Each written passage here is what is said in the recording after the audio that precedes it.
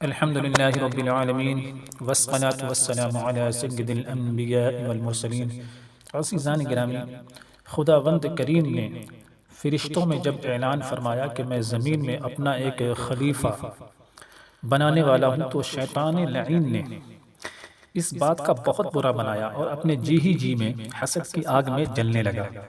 چنانچہ جب خدا نے حضرت آدم علیہ السلام کو پیدا فرما کر فرشتوں کو حکم دیا کہ میرے خلیفہ کے آگے سجدہ میں جھک جاؤ تو سب سجدے میں جھک گئے، مگر شیطان لعین اکڑ رہا اور نہ جھکا۔ خداوند کریم کو اس کا یہ تکبر پسند نہ آیا اور اس سے دریافت فرمایا کہ اے ابلیس، میں نے جب اپنے ید قدرت سے بنائے ہوئے خلیفہ کے آگے سجدہ کرنے کا حکم دیا تو تم نے کیوں نہ سجدہ کیا؟ شیطان نے جواب دیا، میں آدم سے اچھا ہوں، اس لیے کہ میں آگ سے بنا ہوا ہوں اور وہ مٹی سے بنا ہے، پھر میں ایک بشر کو سجدہ کیوں کرتا؟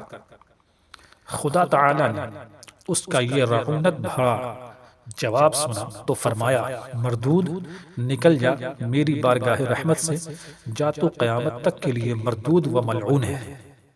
سبق: خدا کے رسول اور اس کے مقبولوں کی عزت و تعظیم کرنے سے خدا خوش ہوتا ہے، اور ان کو اپنی مثل بشر سمجھ کر ان کی تعظیم سے انکار کر دینا فعل شیطانی ہے، اور ایک پیغمبر خدا کو سب سے پہلے تحقیراً بشر کہنے والا شیطان ہے۔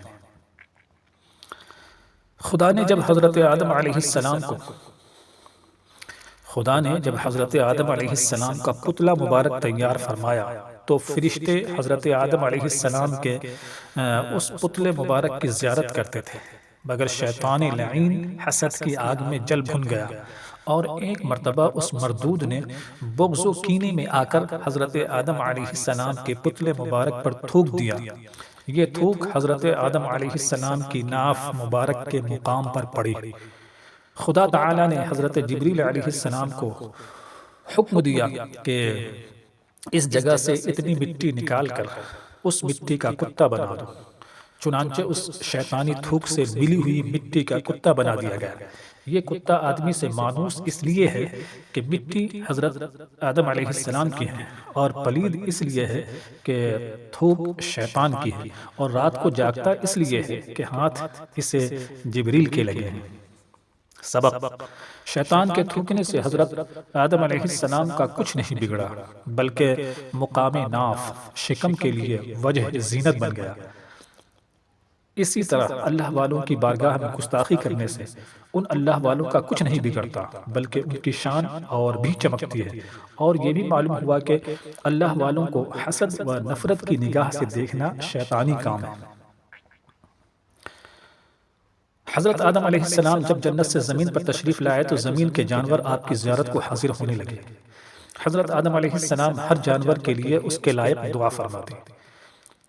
اسی طرح جنگل کے کچھ ہرن بھی سلام کرنے اور زیارت کی نیت سے حاضر ہوئے۔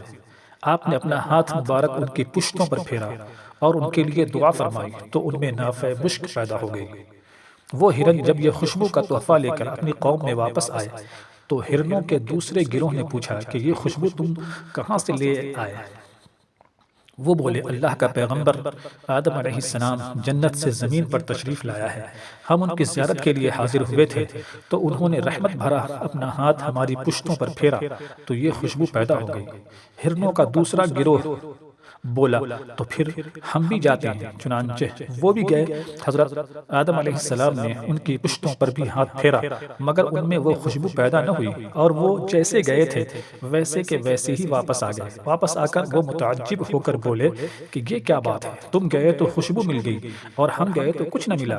پہلے گروہ نے جواب دیا، اس کی وجہ یہ ہے کہ ہم گئے تھے صرف زیارت کی نیت سے، تمہاری نیت درست نہ تھی۔ سبق: اللہ والوں کے پاس نیک نیتی سے حاضر ہونے میں بہت کچھ ملتا ہے، اور اگر کسی بدبخت کو کچھ نہ ملے تو اس کی اپنی نیت کا قصور ہوتا ہے۔ اللہ والوں کی دین و عطا کا کوئی قصور نہیں ہوتا۔ الحمدللہ رب العالمین۔